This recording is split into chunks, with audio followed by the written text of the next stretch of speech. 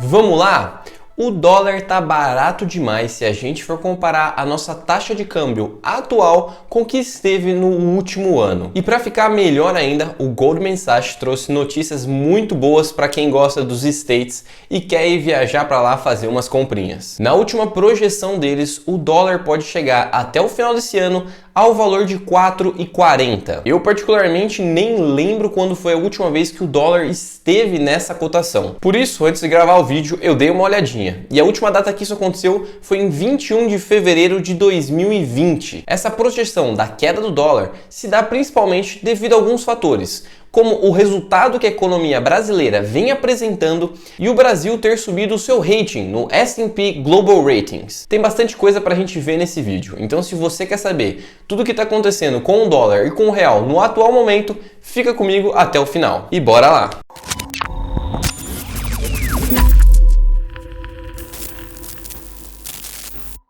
Se essa é a sua primeira vez aqui no canal, seja muito bem-vindo ou bem-vinda. Para quem não me conhece, eu sou Pedro Almeida, especialista certificado em investimentos, e esse é o Mundo do Investidor, onde eu te ensino a fazer seu dinheiro render mais para você ter que trabalhar menos. Se você acompanha o canal aqui há algum tempo, já soca aquele like para dar aquela força. Se você for novo ou nova aqui, assiste o vídeo até o final. Caso eu agregue alguma coisa para você, aí sim considera deixando seu like. Bom, vamos começar do começo então. Se a gente olhar o último relatório do Goldman Sachs, eles tinham as seguintes expectativas para o valor do dólar comparado com o real. Nos próximos 3 meses, 4,90, nos próximos 6 meses, 4,85 e nos próximos 12 meses, 4,80. Mas como é muito difícil conseguir prever a variação do câmbio no curto prazo, essas expectativas foram sim alteradas. E nesse último relatório que foi lançado agora, eles mudaram as perspectivas para baixo, tendo nos próximos 3 meses 4,60 para o dólar, nos próximos 6 meses 4,40 e nos próximos 12 meses 4,40 também. Como eu falei no começo do vídeo, a última vez que o dólar esteve nesse patamar foi em fevereiro de 2020, então já faz um tempo. Para termos uma perspectiva um pouco mais recente, quando Lula ganhou a presidência em 29 de outubro de 2022, o dólar estava em 5,29. Hoje, o dólar se encontra em 4,80,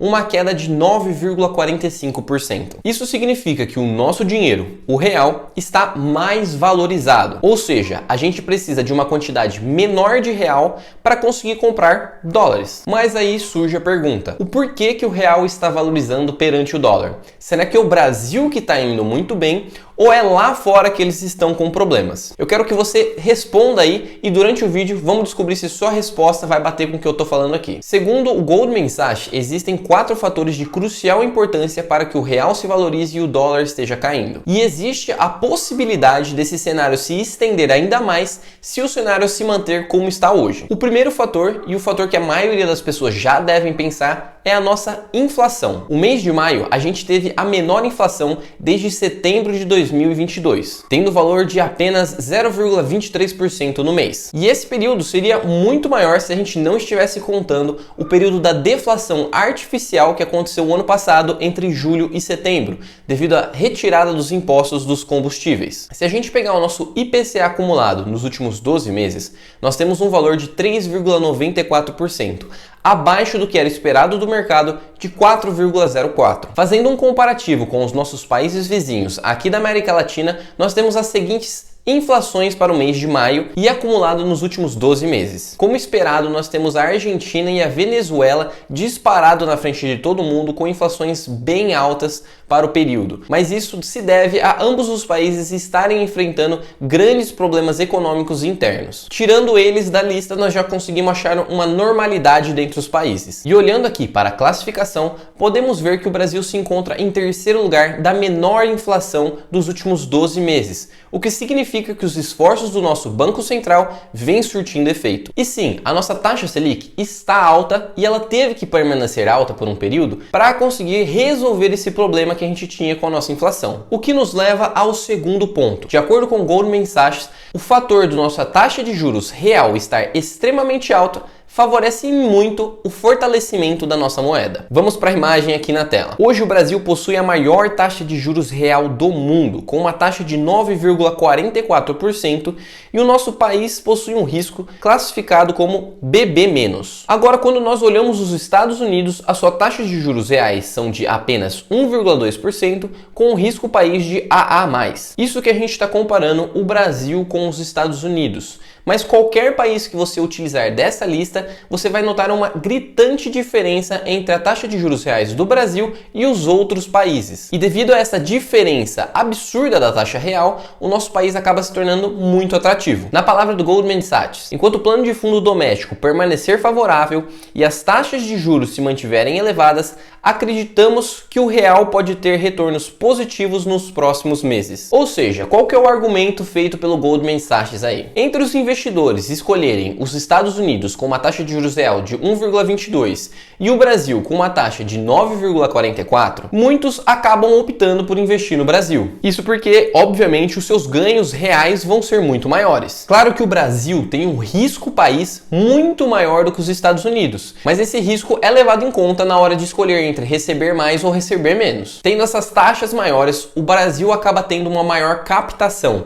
e isso aumenta a demanda pela moeda real. Ou seja, a nossa moeda acaba se fortalecendo por esse processo. Se a gente olhar para a entrada de novos gringos na nossa B3, a gente teve um valor positivo em 4 de 6 meses desse ano. Ou seja, o número de gringos esse ano cresceu absurdamente. E não é só isso. Nos últimos 12 meses, a gente teve resultados muito bons aqui no Brasil. O CDI do período foi de 13,5%. O Ibovespa de 21,32%. Já o SP500 lá nos Estados Unidos de apenas 16,29%. Ou seja, os gringos que investiram no Brasil nos últimos 12 meses, além de poderem ter ganhado com a Bolsa de Valores, ganharam com a valorização do real perante o dólar. O terceiro motivo foi o nosso PIB, o Produto Interno Bruto do Brasil, que cresceu 1,9% no primeiro trimestre de 2023. Como já era esperado de qualquer resultado positivo que venha do nosso PIB, ele veio carregado nas costas pelo agronegócio, que, para quem não sabe, é o setor que praticamente carrega o nosso país. Para vocês terem noção de como foi bom o agronegócio nesse primeiro trimestre, ele teve o maior crescimento desde 1996, com um crescimento de 21,6% referente ao período anterior. Mas isso que a gente está olhando são coisas que já aconteceram, e o mercado sempre faz previsões futuras. Dentro dessas previsões, nós temos um aumento do PIB acima do que era esperado, pela primeira vez voltando a ter uma projeção do PIB acima de 2% desde 2021. Dando uma olhada aqui no Boletim Focus, podemos ver que 4 semanas atrás, a projeção do nosso PIB era de 1,68 e anteriormente era ainda menor. Já agora nós temos uma projeção de 2,19%. Ou seja, o que foi plantado no passado parece que finalmente vai ser colhido. Uma inflação controlada e um crescimento do nosso PIB. Para o ponto final, de acordo com Goldman Sachs, que faz o real estar se valorizando, seria o Brasil ter subido ou elevado o seu rating de risco, passando de estável para positivo. A primeira vez que acontece desde 2019. Porém, aqui vale notar que o nosso risco soberano, que é o risco do país, se manteve em BB-.